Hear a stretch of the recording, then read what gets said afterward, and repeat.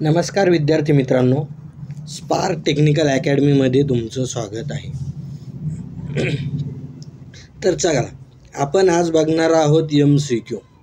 MCQचा topic काय आहे आपला? तर जनरल वायरिंग. काय आहे? General wiring. आता जनरल वायरिंगमध्ये तुम्हाला जनरली काय काय माहीत इम्पॉर्टंट आहे तर बघा इथे. आता आपण जे MCQ घेणार आहोत ते इम्पॉर्टंटच MCQ आहेत. तर वाचा आता. हा पहिला MCQ काय आहे? How the conduit pipe are specify. आता इथं तुम्हाला चित्र मी दाखवतो की कंडूट पाईप. तर जी आपली कन्सिल्ड वायरिंग करतो आपण, त्या कन्सिल्ड वायरिंगसाठी लागतो आपल्याला कंडूट पाईप. तर मग कंडूट पाईप कशाने स्पेसिफाय करतो आपण? तर जनरली लक्षात घ्या, कंडूट पाईप हा लांबीवर अवलंबून असतो का? तर नाही, लांबीशी काही घेणं देणं नाही आपल्याला. वॉल थिकनेस इन MM म्हणजे भिंतीची किती जाडी त्याच्यावर अवलंबून आहे का? नाही. इनर डायमीटर नाही. तर महत्त्वाचा आहे आपल्यासाठी आउटर डायमीटर. तर इथं कशानं स्पेसिफाय करतो? म्हणजे जर तुम्ही दुकानात गेले तर तुम्हाला माहीत पाहिजे तिथं की तुम्हाला कोणत्या MMचा तिथं कंडूट पाईप लागत असतो. तर त्याचं आपण आउटर डायमीटर सांगत असतो. तर तिथं तुम्हाला ते माहीत पाहिजे, तेव्हा तुम्ही सांगू शकता दुकानात जाऊन की मला 2.5 MMचा किंवा जे काय असतील त्याची जाडी, तर त्याच्यानुसार त्याचा मला कंडूट पाईप द्या. तर इथं महत्त्वाचं लक्षात ठेवा, इथं कंडूट पाईप जो आहे तर आपण यानं ओळखत असतो. तर त्याच्यासाठी आहे बघा, आता ही कंडूट पाईप आपण वायरिंगमध्ये वापरतो. तो कोणत्या वायरिंगमध्ये वापरतो? Concealed wiring. कोणती? Concealed wiring. आता कन्सिल्ड वायरिंग काय आहे? कन्सिल्ड वायरिंग काय आहे? तर कन्सिल्ड वायरिंग म्हणजे आता ही भिंत आहे, भिंत्यातून आपण काय करतो, अशा झऱ्या पाडतो आणि याच्यात पाईप टाकतो आणि वरून मग त्याला प्लास्टर येऊन जातं. तर तो जो आहे तर ती कन्सिल्ड वायरिंग आहे. स्लॅबमध्ये टाकतो आपण किंवा भिंतीच्या आतमध्ये असते तर त्याला कन्सिल्ड वायरिंग असे म्हणतो. नेक्स्ट क्वेश्चन तुमच्यासाठी इम्पॉर्टंट. ॲक्सेसरीज महत्त्वाच्या तुम्हाला माहीत असणं गरजेचं आहे लाईट फिटिंग संदर्भात. तर which electrical accessory belong to general classification accessories. म्हणजे आता वेगवेगळ्या टाईपच्या ॲक्सेसरीज आहे. तर त्यांनी सांगितलं आहे फ्यूज कोणत्या याच्यामध्ये येतो, सिलिंग रोज कशामध्ये येतो, इंटरमिडिएट स्विच कशामध्ये येतो आणि जो तुमचा पेडेंट लॅम्प होल्डर आहे तो कशामध्ये येतो. तर त्यांनी विचारलं इथं जनरल ॲक्सेसरीजमध्ये कोणता येत असतो इथे. तर जनरल याच्यामध्ये तुमचा सिलिंग रोज येतो. हा जो आहे तुमचा फ्यूज जो हा प्रोटेक्टिव्ह डिव्हाइसमध्ये येतो. फ्यूज कशामध्ये येतो? प्रोटेक्टिव्ह. हे स्विचिंग डिव्हाइस म्हणजे तिथं त्याच्यामध्ये येतो. हा सिलिंग रोजसुद्धा हा होल्डरसुद्धा याच्यामध्ये येतो. परंतु हा सिलिंग रोज आहे का एक जनरल आहे. काय येतो हा जनरलमध्ये? इथं सिलिंग रोजच लावा असं कंपल्सरी नाही, दुसरं तुम्ही काही पण लावू शकता तिथे. त्याच्यामुळं हा सिलिंग रोज काय आहे? जनरल ॲक्सेसरीजमध्ये येतो. त्याच्यामुळं तुम्हाला ते माहीत असणं गरजेचं आहे. आणि यांचे सिम्बॉल वगैरे सुद्धा लक्षात ठेवायचे आहे. हा इंटरमिडिएट स्विचचा सिम्बॉल आहे.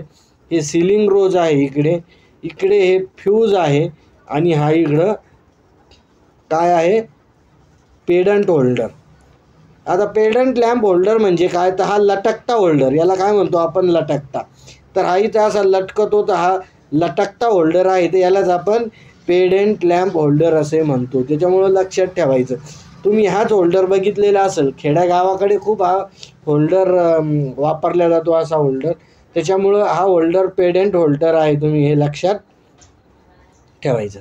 चला नेक्स्ट क्वेश्चन. याचं ॲन्सर द्यायचं आहे तुम्ही. याचा ॲन्सर द्या. चला, सगळ्यांनी व्यवस्थित आन्सर द्यायचं आहे. काय सांगितलं? What is the purpose of ELCB. ELCBचा उद्देश काय आहे? सगळ्यात पहिले ELCBचा फुल फॉर्म सांगा मला. चला, कमेंट्समध्ये सर्वांनी फुल फॉर्म सांगायचा आहे ELCBचा.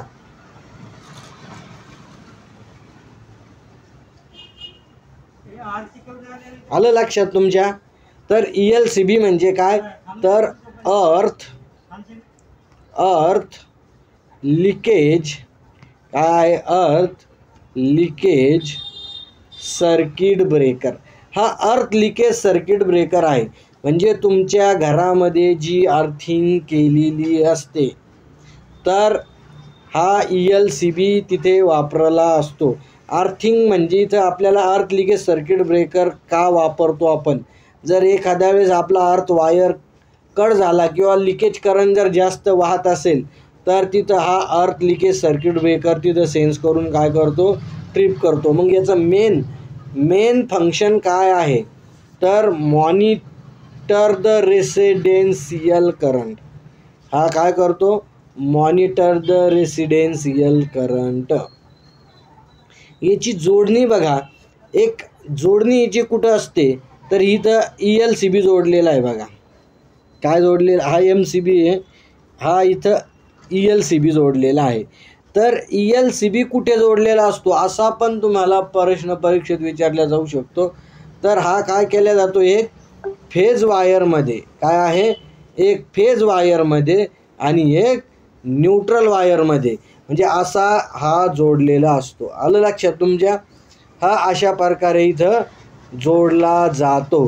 त्याच्यामुळं हे लक्षात ठेवायचं तुम्ही, इम्पॉर्टंट आहे ते. त्याच्यामुळं सांगतोय की हा कुठं जोडला जातो, एक फेज आणि एक अर्थ वायरमध्ये हा जोडलेला असतो इथे बघा. आणि इथून जर समजा काही अर्थ वायर कट वगैरे झाला तर हा मेन सप्लायला काय करतो, बंद करून टाकण्याचं काम करतो. आता याच्यात बघा 2 प्रकार आहेत. एक काय आहे बघा, याचे 2 प्रकार आहेत, एक ELCB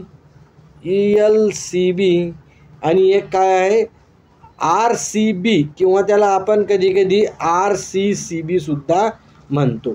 मग जो हा लिकेज सर्किट ब्रेकर आहे, हा लिकेज सर्किट ब्रेकरचे ELCB म्हणजे अर्थ लिकेज सर्किट ब्रेकर, आणि याचा तुम्हाला लॉंग फॉर्म माहीत पाहिजे. RCB म्हणजे काय, तर RCB म्हणजे काय, रेसिड्युअल सर्किट ब्रेकर. काय आहे, रेसिड्युअल सर्किट ब्रेकर, नाहीतर त्याला आपण काय म्हणू शकतो, रेसिड्युअल करंट सर्किट ब्रेकर असं सुद्धा आपण म्हणू शकतो.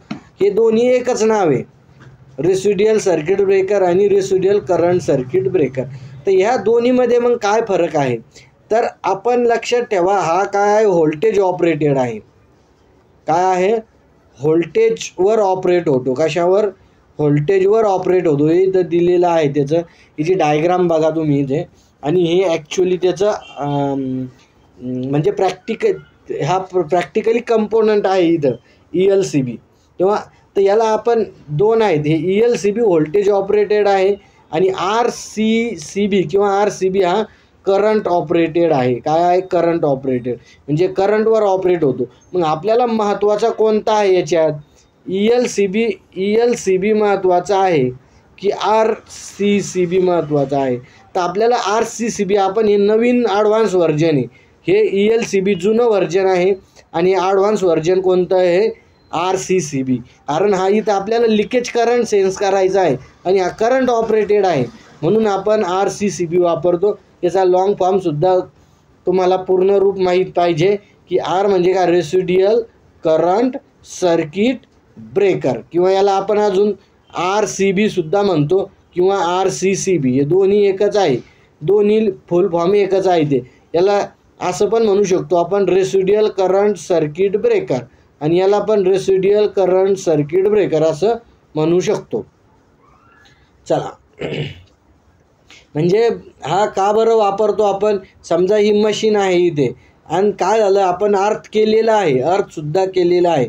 मग आपला जर वायर इथं कट होऊन जर समजा इथं लागला तर आपल्याला काय, अर्थिंगमधला जो या अर्थिंगमधून वायर जो करंट आहे तो सरळ ग्राउंडिंगला चालल्या जाईल.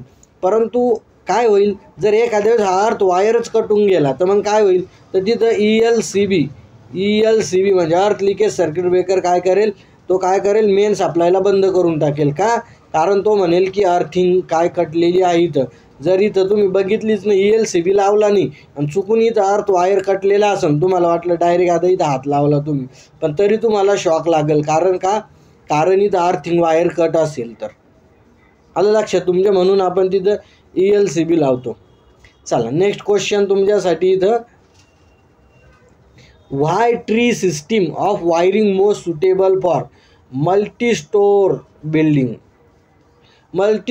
बिल्डिंगसाठी कोणती वायरिंग म्हणजे ट्री सिस्टीम वायरिंग का महत्त्वाची असते. आता इझी लोड बॅलेन्सचा काही संबंध आहे का इथं नाही. कॉन्स्टंट व्होल्टेज डिस्ट्रीब्युशनशी काही संबंध नाही. ऑफर मिनिमम व्होल्टेज ड्रॉप हे पण काही नाही. परंतु easy in fault finding with many fuse, म्हणजे भरपूर फ्यूज लावलेले आहे तरी आपण इझिली काय करू शकतो, ह्या वायरिंगमध्ये जर काही फॉल्ट वगैरे झाला तर इझिली काय करू शकतो, फॉल्ट फाइंड आउट करू शकतो. आलं लक्षात तुमच्या? चला गुड. नेक्स्ट क्वेश्चन तुमच्यासाठी इथे, what is the advantage of concealed wiring. आता कन्सिल्ड वायरिंग आपण आत्ताच बघितली. कन्सिल्ड वायरिंग म्हणजे काय, तर पहिली वायरिंग वापरत होतो आपण कोणती, उडन वायरिंग. काय, उडन वायरिंग. आता उडन वायरिंग म्हणजे काय, तर जी वायरिंग आपण काय करत होतो, म्हणजे असं भिंतीवर एक लाकडाची पट्टी मारायची आणि त्याच्यावर केबल न्यायचा, तर ती झाली तुमची उडन वायरिंग. परंतु आता आपण ती वापरत नाही. नंबर 2ची जी वायरिंग असेल तुमची तर ती कोणती आहे, आता वेल्डिंग वायरिंग खूप झाली तर मग आता आपली नंतर केसिंग केपिंग वायरिंग. केसिंग केपिंग म्हणजे काय, तर केसिंग केपिंगच्या पट्ट्या ज्या होत्या ना, पट्ट्या म्हणजे अशी पट्ट्या मारायचो आपण भिंतीवर, तर त्या पट्ट्याची वायरिंग त्याला आपण म्हणायचो केसिंग केपिंग. परंतु ती तवाच निघून जायची आणि ती दिसायला पण चांगली नसायची, म्हणून आपण केसिंग केपिंगसुद्धा आपण वापरत नाही. मग आपण कंडूट वायरिंग वापरतो, म्हणजे भिंतीमधून मग कंडूट न्यायला लागलो तर त्याला म्हणायचं कंडूट वायरिंग. म्हणजे ते दिसत पण नाही, म्हणजे मग आपलं जर तो कंडूट पाईप दिसला नाही म्हणजे आपलं घर दिसायला सुंदर वाटतं. आणि अजून काय असू शकतं, अजून काय ॲडव्हान्टेज आहे त्याचा, आता इथं ॲडव्हान्टेज बघायची आपण. त्यांनी सांगितलं advantage of concealed wiring. Concealed वायरिंगचा ॲडव्हान्टेज, इझी मेंटेनन्स आहे का, अजिबात नाही. बघा जर एखादं मेंटेनन्सचं काम आलं तर ते पूर्ण आपल्या भिंतीतून ते वायरिंग हे करावं लागेल ना आपल्याला. मेंटेनन्स काय इझी आहे का, अजिबात नाही. लेस व्होल्टेज ड्रॉप, इथं व्होल्टेज ड्रॉपचा काही संबंध नाही. हाय इन्सुलेशन रेजिस्टन्स, इथं कोणतीही वायरिंग वापरा इन्सुलेशन रेजिस्टन्सचा काही संबंध नाही इथे. पण प्रोटेक्शन अगेन मॉइश्चर, बघा हे इम्पॉर्टंट आहे, हे ॲडव्हान्टेज आहे. म्हणजे आता भिंतीमध्ये आहे आणि कंडूट पाईप आहे म्हणून काय करणार आहे, मॉइश्चर म्हणजे आर्द्रतेपासून काय करणार आहे, बचाव करणार आहे आपल्या वायरचं. त्याच्यामुळं हे त्याचं ॲडव्हान्टेज आहे.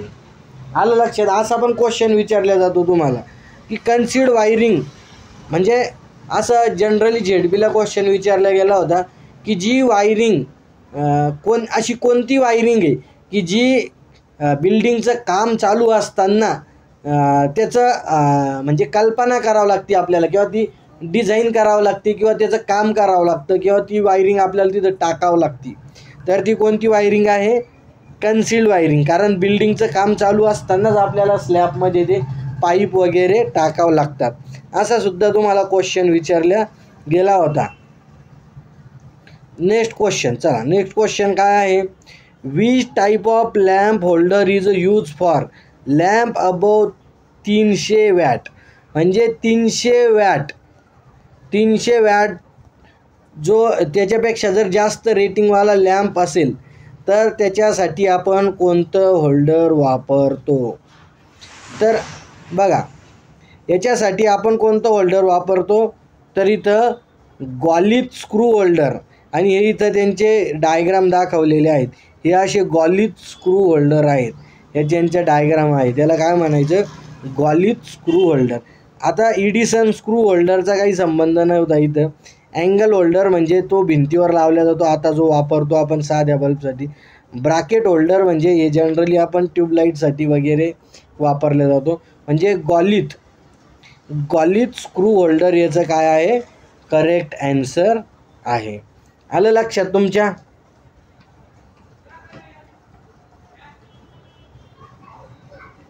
आता नंतरचा क्वेश्चन, होल्डरवर लक्षात ठेवायचं तुम्ही. आणि होल्डरसाठी आता होल्डर आहे समजा, तुम्हाला पहिल्याने मी दाखवला तो होल्डर. तो होल्डरचं जे आहे ना, तर तो होल्डरचं जे काळं मटेरियल आहे ते कशापासून बनलेलं असतं. बघा इकडे असेल तो होल्डर, एक मिनटं, हां. तर हे कशापासून बनलेलं असतं हे सांगा बरं का, कोणत्या मटेरियलपासून बनलेलं असतो हा होल्डरचं काळं हे वरचं इन्सुलेशन. तर बॅकेलाईटपासून बनलेलं असतं. कशापासून, बॅकेलाईट. कशापासून बनलेलं असतं? बॅकॅलाईटपासून बनलेलं असतं. चला, हा क्वेश्चन तुमच्यासाठी. चला उत्तर द्यायचं, इम्पॉर्टंट आहे. What is the minimum size of aluminium earth continuity conductor use in single base domestic wiring? आता यांनी काय सांगितलेलं आहे? BIS म्हणजे काय? BSIचा लॉंग फॉर्म काय सांगा मला? BIS तर काय आहे? ब्युरो ऑफ इंटरनॅशनल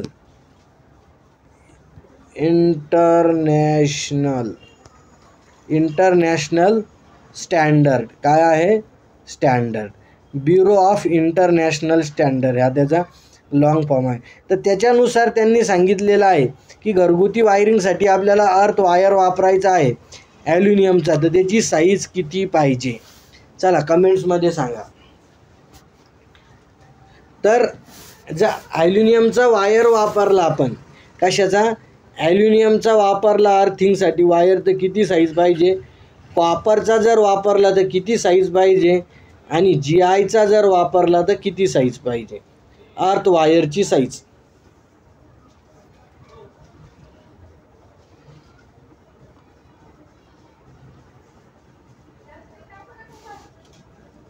सांगा लवकर. तर बघा इथं ॲल्युमिनियमसाठी 2.5 mm किती आहे? 2.5 mm 2.5 mm स्क्वेअर, बरोबर.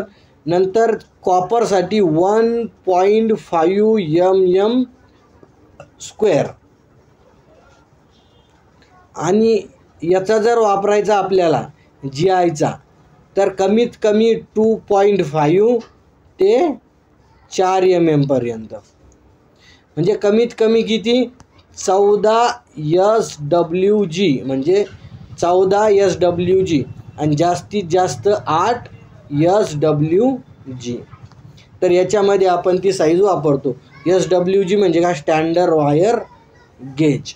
तर हे इम्पॉर्टंट आहे. तुम्ही जर समजा घरगुती आर्थिंग वगैरे करायला गेले तर तुम्हाला माहीत पाहिजे. तुम्ही जर ॲल्युमिनियमचा वापरला तर 2.5चा वापरायचा, कॉपरचा वापरला तर 1.5चा वापरायचा, आणि GIचा जर वापरला तर 2.5 ते 4 mm स्क्वेअरपर्यंत तो वापरायचा आहे. आणि 2.5 mm म्हणजे किती? 14 SWG, आणि 4 mm म्हणजे 8 SWG. हे सुद्धा तुम्हाला लक्षात ठेवायचं. तुम्हाला परीक्षेत क्वेश्चन विचारला जातो की GIचा वायर कमीत कमी किती साईजचा वापरू शकतो आपण? SWGचा किती? SWGचा वापरू शकतो. तर कमीत कमी किती SWG? तर कमीत कमी 14 SWG, आणि जास्तीत जास्त 8 SWG. आणि 8 SWG म्हणजे 4 mm स्क्वेअर, आणि 14 SWG म्हणजे किती? 2.5 mm स्क्वेअर. तर हे तुम्हाला माहीत पाहिजे. चला गुड. नेक्स्ट क्वेश्चन, याचं उत्तर द्या. चला आता, what is the fusing factor of rewirable fuse? काय विचारलं आहे त्यांनी? What is the fusing factor of rewirable fuse? Good question विचारलेला आहे. याचं उत्तर तुम्ही कमेंट्समध्ये द्यायचं आहे.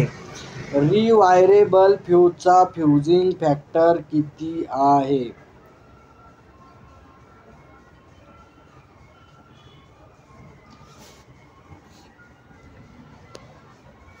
सगळ्यात पहिले आपण बघू फ्युजिंग फॅक्टर म्हणजे काय. सगळ्यात पहिले काय बघू आपण? फ्युजिंग फॅक्टर म्हणजे काय. तर फ्युजिंग फॅक्टर म्हणजे काय? तर मिनिमम करंट कॉझिंग ऑपरेशन, किंवा मग इथं आपण मिनिमम फ्युजिंग करंट काय म्हणू शकतो? Minimum fusing current upon current fuse rating, असं त्याला आपण म्हणू शकतो. काय? मिनिमम फ्युजिंग करंट भागिले फ्यूज रेटिंग. आता मिनिमम फ्युजिंग करंट हा नेहमी काय असतो? फ्यूज रेटिंगपेक्षा जास्त असतो. मग त्याच्यामुळं आता वरची किंमत जास्त आहे म्हणजे 10, आणि ही किती आहे? 9 असं गृहीत धरा. तर मग हा किती येणार आहे? 1 पेक्षा जास्त येणार आहे.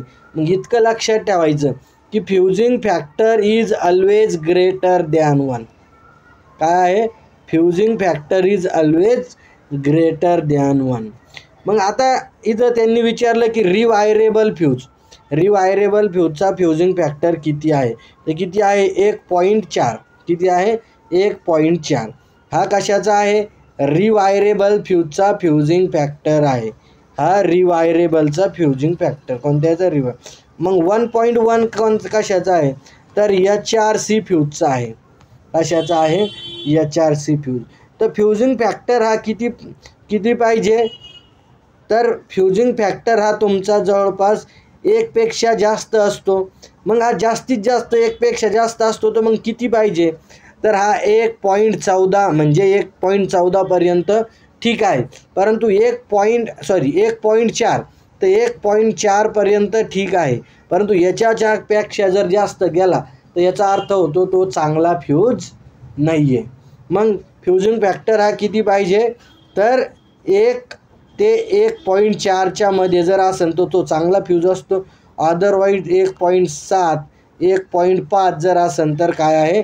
तो काही कामाचा फ्यूज नसतो. मग त्याच्यामध्ये सगळ्यात पहिले आता आपण बघू what is the fuse. Fuse म्हणजे काय? तर फ्यूज हा काय करतो? ओव्हरलोडपासून प्रोटेक्शन. कसं? Overload protection. अजून शॉर्ट सर्किट प्रोटेक्शन. शॉर्ट सर्किटपासून सुद्धा प्रोटेक्शन करतो. फ्यूज हा काय आहे? तर फ्यूज हा सेन्सिंग डिवाईससुद्धा आहे आणि इंटरप्टिंग डिवाईससुद्धा आहे. फ्यूज काय करतो? फ्यूज हा याच्यातला काय करतो? सेन्ससुद्धा करतो. करंट वाढला तर सेन्ससुद्धा करतो. आणि इंटरप्ट म्हणजे काय? तर ब्रेकसुद्धा, सर्किटला ब्रेक करण्याचं सुद्धा काम करतो. असं दोन्ही काम करतो. परंतु जो आपला सर्किट ब्रेकर आहे, सर्किट म्हणजे फ्यूज आणि सर्किट ब्रेकरमध्ये जर आपण फरक बघितला तर फ्यूज हा सेन्ससुद्धा करतो आणि सर्किटला इंटरप्ट करतो म्हणजे तोडण्याचं इथं तोडण्याचं सुद्धा काम करतो हा. परंतु सर्किट ब्रेकर काय करतो? रिले हा काय करतो? रिले सेन्स करण्याचं काम करतो आणि सर्किट ब्रेकर काय करतो? तोडण्याचं किंवा ब्रेक करण्याचं काम करतो. असे 2 डिवाईस लागतात. परंतु फ्यूज काय करतो? त्या रिलेचं पण काम करतो, सेन्स पण करतो आणि ब्रेकसुद्धा काम करण्याचं काम करतो. फक्त फ्यूजचा एकच तोटा आहे की तो जर एकदा खराब झाला की त्याला आपल्याला त्याच्यामधली आतमधली तार काय करावं लागते? रिप्लेस करावं लागते. काय करावं लागते? रिप्लेस करावं लागते म्हणजे आपल्याला ती बदलावी लागते. आलं लक्षात तुमच्या? आता फ्यूजचा जो आहे, फ्यूजचा नियम काय सांगतो इथे? फ्यूजचा नियम काय आहे? तर फ्यूजचा नियम तुम्हाला ऑलरेडी माहीतच असेल. फ्युजिंग फॅक्टर संदर्भात जर आपण बघितलं तर काय येतो हा? I = काय आहे हा? डीचा 3/2 म्हणजे 1.5 असा त्याचा तो लॉ आहे. हे सुद्धा लॉ तुम्ही लक्षात ठेवायचा आहे. नंतर बघा, एक मिनटं. आता मला सांगा याच्यात जर फ्युजिंग फॅक्टर जो आहे तर हा फ्युजिंग फॅक्टर तर या फ्यूजचे गुणधर्म म्हणजे फ्यूज वायरचे गुणधर्म काय काय असायला पाहिजे ते मला सांगा. फ्यूज वायरचे गुणधर्म सांगा तुम्ही मला.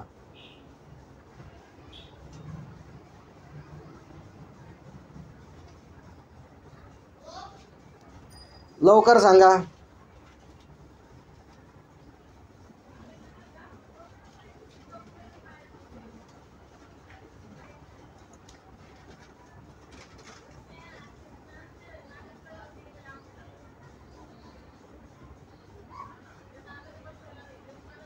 चला त्याचे काय काय गुणधर्म असायला पाहिजे.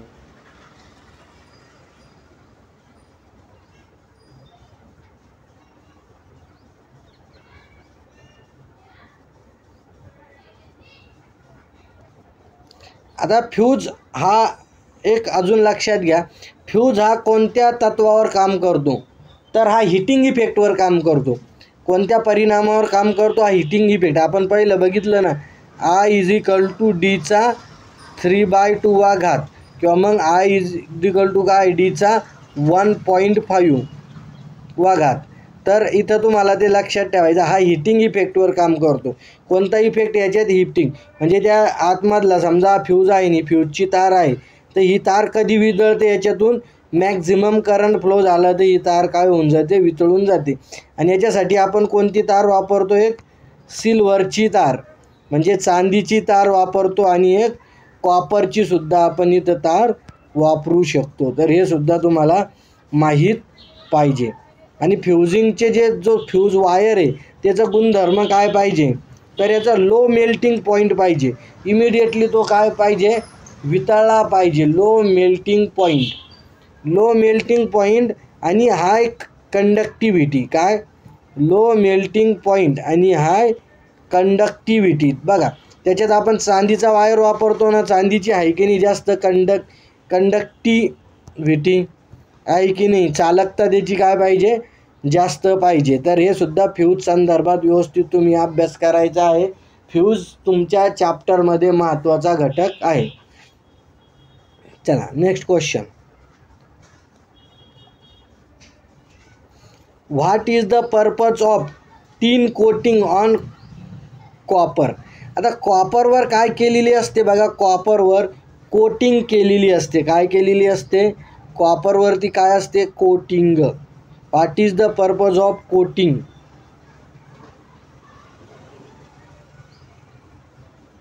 आलं का लक्षात तुमच्या? तर कॉपरची कोटिंग का केलेली घेते? बघा तुम्ही जर तो कॉपरचा कंडक्टर बघितला तर त्याची कशावर? टिनची कोटिंग केलेली असते त्याच्यावर. तर का बरं केलेली असते?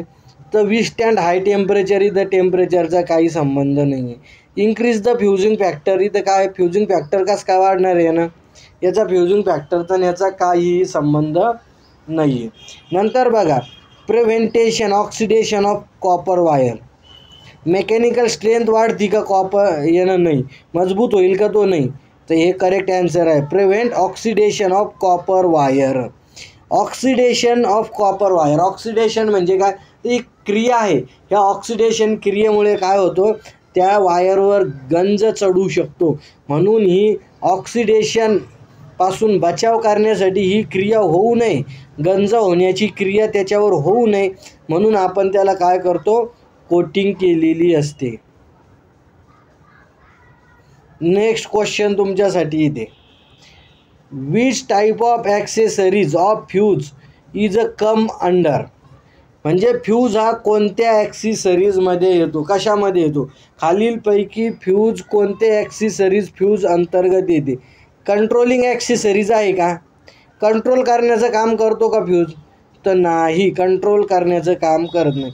होल्डिंग करण्याचं काम करत नाही. आउटलेट ॲक्सेसरी नाही. परंतु हा सेफ्टी डिव्हाइस आहे. फ्यूज काय आहे?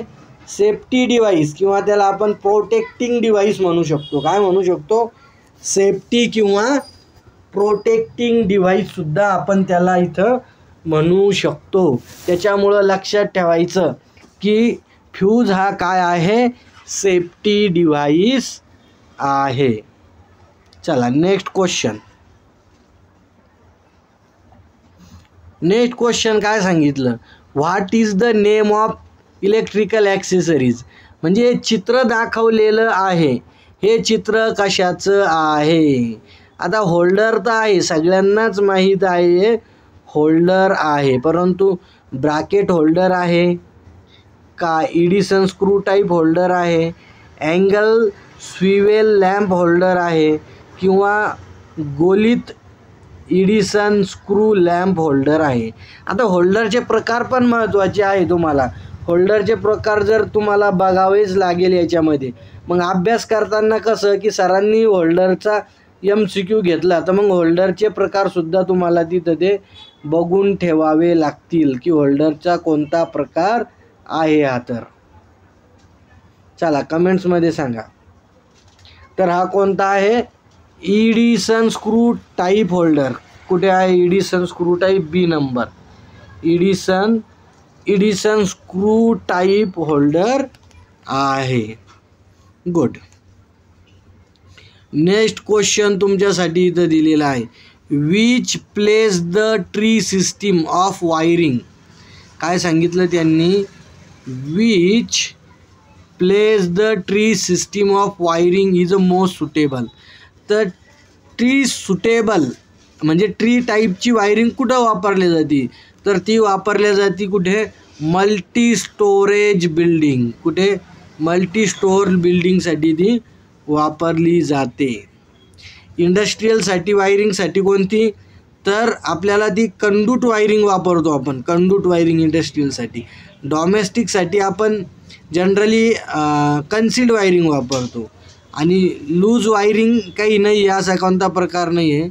परंतु मल्टी स्टोरेज बिल्डिंगसाठी आपण कोणती वायरिंग वापरतो, तर ट्री प्रकारची वायरिंग म्हणजे लूपिंग प्रकार आपण तिथं वापरत असतो. चला, इम्पॉर्टंट, हे इम्पॉर्टंट आहे. हे काय आहे, कशाची डायग्राम ही सांगा, तर हे SWG आहे. काय आहे, SWG म्हणजे स्टँडर्ड वायर गेज. काय आहे, स्टँडर्ड वायर गेज. मग व्हॉट इज द, काय सांगितलं त्यांनी, what is the expansion of AWG म्हणजे याचा फुल फॉर्म काय आहे, तर हा आहे American standard wire gauge. American wire gauge, काय, अमेरिकन वायर गेज. परंतु आपल्याला महत्त्वाचं आहे SWG म्हणजे स्टँडर्ड वायर गेज. हा आपल्यासाठी काय आहे, महत्त्वाचा आहे. मग स्टँडर्ड वायर गेज कशासाठी वापरतो आपण, तर वायरची जाडी मोजण्यासाठी. कशाची, ह्या वायरची जाडी मोजण्यासाठी. तर याच्यावर टोटल तुम्हाला किती छिद्र दिसतात सांगा बरं का, मोजा बरं का, किती छिद्र दिसतात तुम्हाला. तर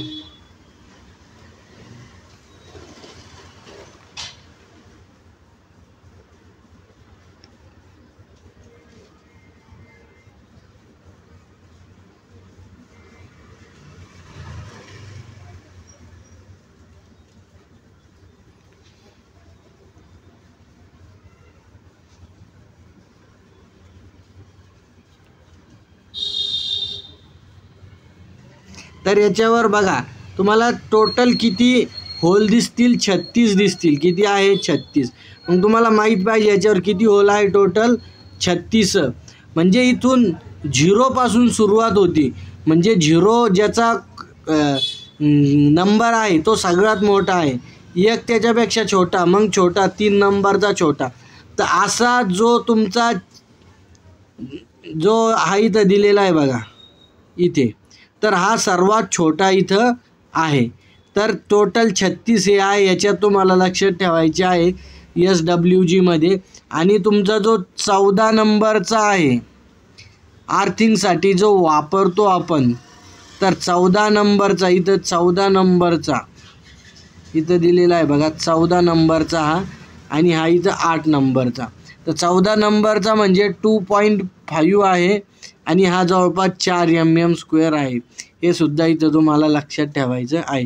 जशी जशी याचा नंबर वाढता बघा, जसा जशी नंबरची संख्या वाढत जाती तसा तसा याच्यावरचं छिद्र हे काय होतं, छोटं छोटं छोटं छोटं होत जातं. जसा जसा नंबर छोटा छोटा होत जातो तसा तसा याच्यावरचं छिद्र मोठं मोठं होत जातं. हे लक्षात ठेवायचं आहे तुम्ही. चला, नेक्स्ट क्वेश्चन आहे तुमच्यासाठी, what is the expansion of MCB म्हणजे MCBचा फुल फॉर्म विचारलेला आहे त्यांनी. हा तुमच्या घरात नेहमी वापरता तुम्ही MCB. तर MCBचा फुल फॉर्म काय आहे, तर MCB म्हणजे मिनिचर सर्किट ब्रेकर. कुठं आहे, इथं मिनिट दिलं आहे, तर मिनिट नाही, हे इथं मिनिचर सर्किट ब्रेकर. इथं मिनिमम दिलेला आहे, हा पण नाही, आणि हा मॅक्झिमम दिलेला आहे. तर मिनिचर सर्किट ब्रेकर आहे. तर हा काय करतो, सर्किट ब्रेकरचं कार्य काय आहे, what is the function of circuit breaker. तर circuit breaker is a protective device which is operate under fault condition. म्हणजे नॉर्मल आणि अबनॉर्मल कंडिशनला, दोन्ही कंडिशनला वापरू शकतो. जर आपण त्याला नॉर्मल कंडिशन असेल तर हातानं ऑपरेट करू शकतो, आणि जर एखादी काही फॉल्टी कंडिशन आली तर तो ऑटोमॅटिक काय होतो, ऑपरेट होतो. तर हा प्रोटेक्टिव्ह डिव्हाइस आहे. तर लक्षात ठेवायचं, हा काय करतो, शॉर्ट सर्किट आणि ओव्हरलोडपासून सुद्धा बचाव करतो, कारण फ्यूजची जागा यानं घेतलेली आहे.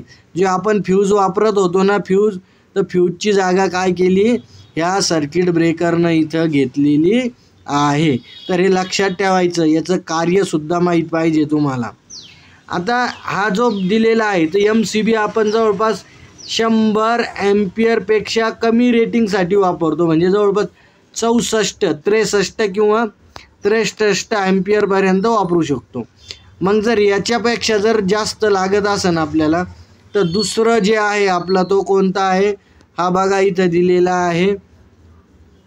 100 ॲम्पियरपेक्षा जास्त रेटिंग वापरायची असेल आपल्याला, म्हणजे 100 ॲम्पियरपेक्षा काय आहे, हा करंट जास्त आहे, तर आपण काय वापरतो, तर तो वापरतो MCCB. कुठं आहे हा इथं MCCB म्हणजे काय, मोडेड केज सर्किट ब्रेकर. तर लक्षात ठेवायचा, हा क्वेश्चन नेहमी परीक्षेमध्ये विचारला जातो, मोडेड केज सर्किट ब्रेकरचा फुल फॉर्म वगैरे. तर हे व्यवस्थित तुम्ही करायचं आहे. आता MCBचं पहिलं बघितलं आपण, miniature circuit breaker. Earth circuit ब्रेकरचा फुल फॉर्म काय आहे, अर्थ लिकेज सर्किट ब्रेकर. हा moulded case circuit breaker MCCB. आणि RCCB म्हणजे काय, तर रेसिड्युअल करंट सर्किट ब्रेकर. तर हे सुद्धा 4 लॉंग फॉर्म तुम्ही सायमल्टेनियसली लक्षात ठेवायचे आहे. आणि 100 ॲम्पियरपेक्षा जास्त रेटिंगसाठी हा वापरतो आपण MCCB. हा तुम्ही ऑलरेडी बघितलेला असेल, कमर्शियलसाठी आपण याचा वापर करू शकतो. तर हे इम्पॉर्टंट MCQ होते. तर असंच तुम्ही अभ्यास नेहमी चालू ठेवत राहा. चला, थँक्यू, धन्यवाद.